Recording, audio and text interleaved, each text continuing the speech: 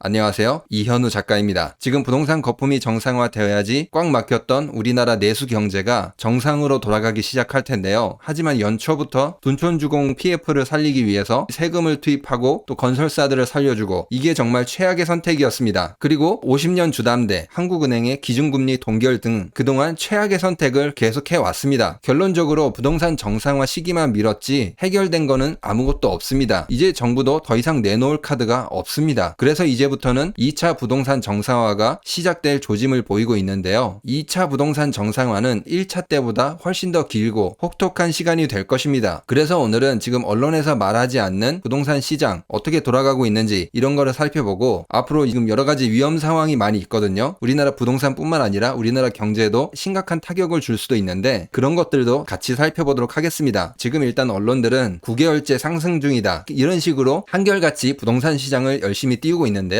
지금 시장 상황을 잘 들여다보면은 매물만 쌓여가고 있는 중입니다. 팔고 싶은 사람들이 계속 쌓여가고 있는 중이다. 그 말입니다. 지금 보시면은 서울 같은 경우에는 매물이 7만 5천 건을 돌파하고 내려갔다가 다시 올라왔습니다. 그리고 경기도 같은 경우에도 13만 5천 건을 돌파했습니다. 지금 서울하고 경기만 합쳐도 이미 21만 건이 넘어요. 21만 가구가 매물로 쌓여있다. 그 말입니다. 그리고 이거를 조금 더 자세히 들여다보면은 우리나라에서 가장 중요한 부동산 시장의 대장이라고 할 수 있는 강남 3구 여기를 살펴보면은 이곳 역시 매물 증가하는 속도가 굉장히 빠릅니다. 지금 서초, 송파, 강남 이렇게 순서대로 돼 있는데 그래프가 상승하는 속도가 어떤가요? 수직 상승하는 그런 모습을 보이고 있어요. 서초 같은 경우에는 원래 한 3,000대 초반이었다가 지금 5,655 2배까지는 아니어도 그 정도로 많이 늘어났어요. 송파도 마찬가지입니다. 3,000대 중반이었다가 5,590건 정도 이렇게 되거든요. 여기도 굉장히 많이 상승했습니다. 그리고 강남 같은 경우에도 3,000대 중반이었다가 6,500건 정도로 상승을 했어요. 강남 3구 세 곳 다 6개월에서 한 8개월 사이 거의 2배 가까이 늘었다고 말할 수 있어요. 지금 엄청나게 사람들이 급하게 매물을 던지고 있어요. 다른 지역도 살펴보면은 인천 같은 경우에도 3만 1,000건 정도 이거를 넘었습니다. 계속 상승하고 있는 중이에요. 부산도 살펴보면은 원래 한 4만 건 이 정도에 있다가 계속 상승해서 5만 건을 돌파를 했습니다. 부산은 꾸준히 상승을 하고 있어요. 또 세종하고 대구도 살펴볼게요. 이제 세종은 또 이야기가 많이 나오더라고요. 상승한다. 근데 역시 매물 증가 속도가 굉장히 빠릅니다. 왼쪽 그래프입니다. 지금 5월부터 빠르게 상승해서 한 6,680건 이 정도 매물이 쌓여 있습니다. 그리고 이제 대구 같은 경우에는 36,800건 정도 이 정도 있는데 과거부터 원래 많았는데 이게 해소되지 않고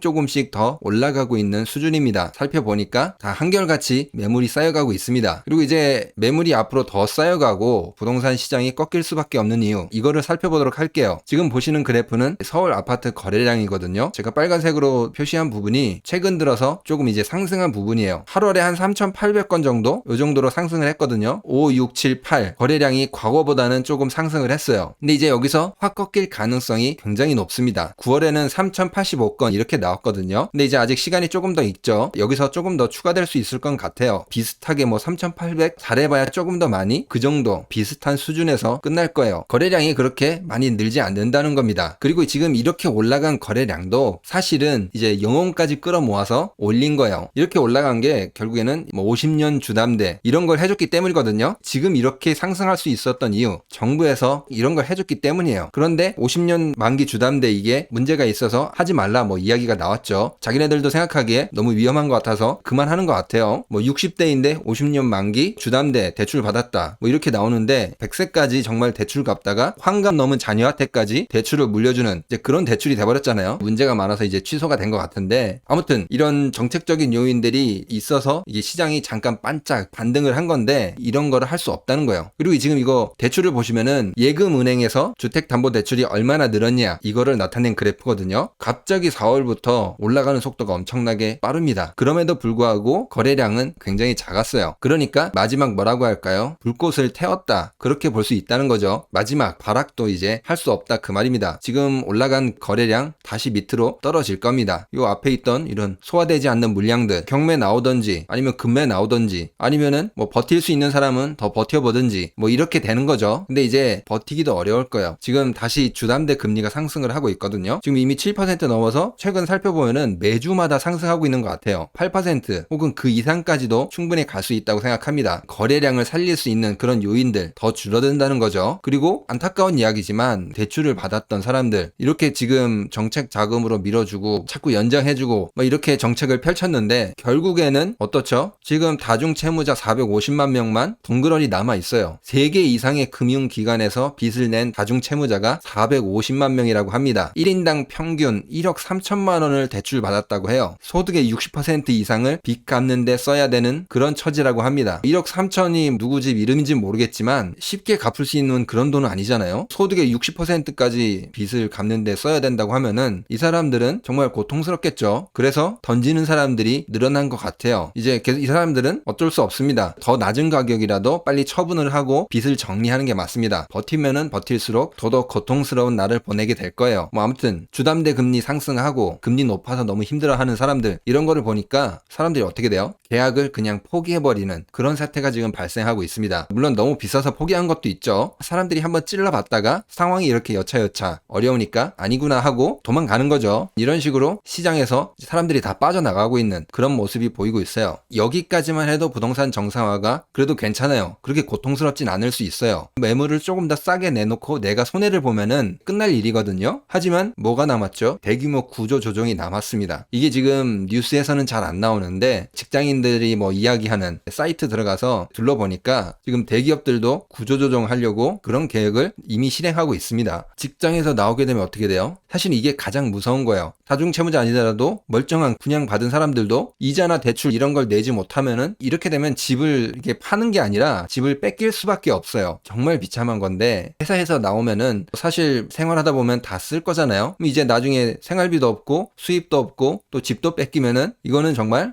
극빈곤층으로 추락하게 되는 그런 상황을 맞이할 수도 있게 돼요. 이게 정말 혹독하다는 거예요. 최악의 상황입니다. 그 전에 먼저 집을 던지고 빨리 부채를 줄인다면은 그나마 고통이 덜하겠죠. 여기까지만 해도 굉장히 고통스러운데 여기에 한 가지 더 큰 리스크가 지금 있습니다. 팔레스타인과 이스라엘의 전쟁입니다. 지금 이게 제가 빨간 표시로 이스라엘하고 이란 이렇게 표시해 놨습니다. 이제 이스라엘하고 팔레스타인 뭐 같이 있는 건데 거의 이게 이란이 지금 참전한다 뭐 그런 이야기가 나오고 있잖아요. 이제 참전하게 되면은 이제 정말 난리가 날 수 있는 게 지금 우리나라가 석유를 받아오는 경로가 80% 넘게 아랍 국가에서 받아옵니다. 이란하고 사우디 이 사이에 있는 여기를 통해서 우리가 석유를 받아오는데 지금 이란이 참전하게 되면은 여기로 석유를 지나다니게 해줄 수 있을까요? 그건 잘 모르겠는데 여길 지나다니기가 굉장히 위험해질 겁니다. 이란과 사우디아라비아 사이에 있는 바다에서 만일 다닐 수가 없다. 석유를 받아올 수가 없다. 전쟁으로 인해서 이렇게 되면 어떻게 돼요? 사실상 우리나라 경제가 식물인간이 돼버릴 수도 있습니다. 이렇게 되면은 우리나라 기업들이 한 30%씩 막 부도 처리되는 그런 사태를 볼 수도 있어요. 이제 석유를 공급받는 길이 끊기면은 사실상 우리나라 경제가 식물인간이 될 수 있다 그 말입니다. 물론 이제 심각한 사태까지는 안 일어나길 바래요. 근데 이제 그렇게까지 안 일어난다고 하더라도 이제 석유 가격이 급등할 수가 있어요. 이것도 엄청난 충격이거든요. 석유 가격이 만일 140, 150불 이렇게 된다? 우리나라 제조업은 버틸 수가 없습니다. 그냥 거의 문을 닫아야 돼요. 미국도 거의 비슷할 거예요. 소비가 침체되거나 엄청난 충격이 올 거예요. 그리고 그 다음에 석유 가격이 분명히 떨어질 거거든요. 사람들이 소비도 안 하고 여행도 안 다니고 이게 경제가 얼어붙으면은 석유 가격이 떨어지긴 할 거예요. 그럼 이때 떨어질 때는 이렇게 수직 하락하거든요. 석유 가격 특성상. 그때 또 충격이 한 번 더 와요.